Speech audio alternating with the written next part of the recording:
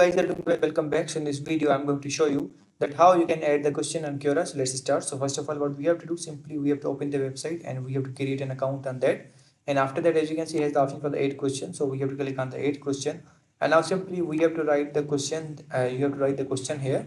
So I'm going to write it. So as you can see, I have selected this question. This is the question. So I'm going to write this: how to buy USDT.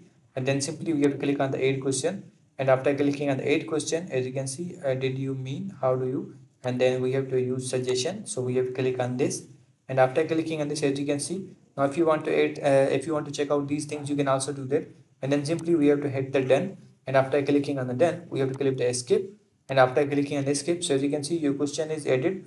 Now you will get the results and the views as well and comments as well. So in this way you can add a question on Quora. I hope you guys understand this video, that how you can do this. So see you guys in the next video.